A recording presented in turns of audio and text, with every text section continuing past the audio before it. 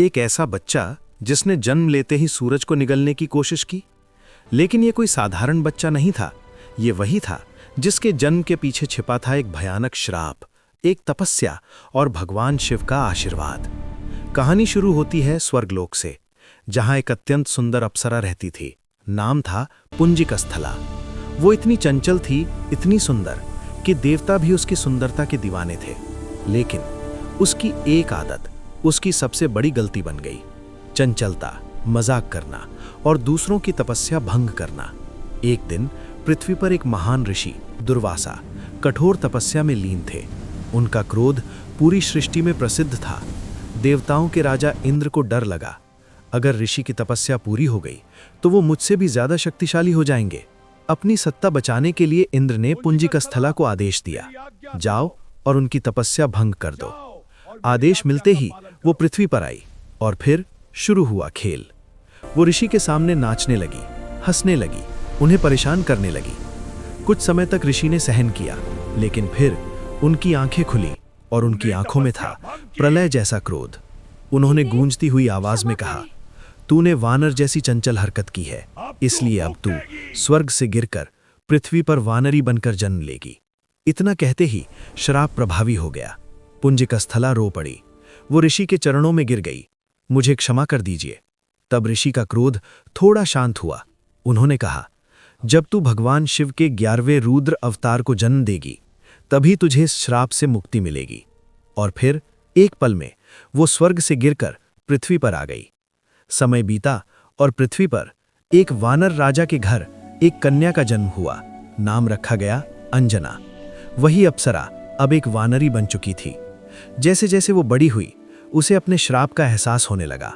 फिर उसका विवाह हुआ महान वानर योद्धा केसरी से। लेकिन उसकी जिंदगी का असली उद्देश्य अभी बाकी था, श्राप से मुक्ति, और उसके लिए उसे जन्म देना था एक दिव्य पुत्र को।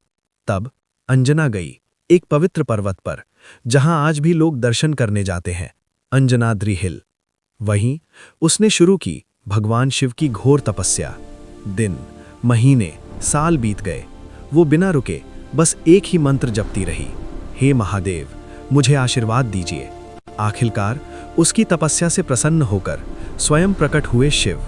उन्होंने कहा, मैं स्वयं तुम्हारे पुत्र के रूप में जन्म लूंगा। और फिर वायुदेव के माध्यम से एक दिव्य शक्ति अंजना के गर्भ में प्रवेश कर गई। समय आया और एक दिन आसमान में अद्भुत प्रकाश छा गया। हवा थम गई, प्रकृति शांत हो गई, और उसी क्षण जन्म हुआ एक ऐसी शक्ति का जिसे दुनिया आज जानती है, हनुमान। लेकिन कहानी यहीं खत्म नहीं होती। जन्म लेते ही हनुमान ने आकाश की ओर देखा। उन्हें सूरज एक चमकता हुआ फल लगा और फिर वो सीधे आकाश में उड़ गए सूरज को निगलने के लिए। देवता घबरा गए। तब इंद्र ने अपने वज्र से वार किया और हनुमान धरती पर गिर पड़े। ये देखकर वायुदेव क्रोधित हो गए। उन्होंने पूरी दुनिया से हवा खींच ली। चारों ओर हाहाकार मच गया। तब सभी देवताओं ने मिलकर हनुमान को असीम शक्तियां दी और उन्हें अमर आशीर्वाद मिला। उसी क्षण माता अंजना का श्राप भी टूट गया। वो फिर से अप्सरा बन गई। लेकिन उसने अपने पुत्र को धरती पर ही छोड़ दिया, क्योंकि उसका पुत्र अब सिर्फ उसका नहीं था, वो पूरी सृष्टि का रक्षक बनने वाला था। आज भी कर्नाटक के हम्पी में स्थित अंजनाद्रि हिल इस पूरी घटना का साक्षी है। 575 सीढ़ियां चढ़कर भक्त आज भी वहां जाते हैं और उस पवित्र स्थान के दर्शन करते हैं, जहां जन्म हुआ था पवन पुत्र हनुमान का। अगर तुम भी मानते हो कि हनुमान सिर्फ एक देवता नहीं, बल्कि शक्ति, भक्ति और साहस का प्रतीक है, तो कमेंट में जरूर लिखना। जय बजरंगबली।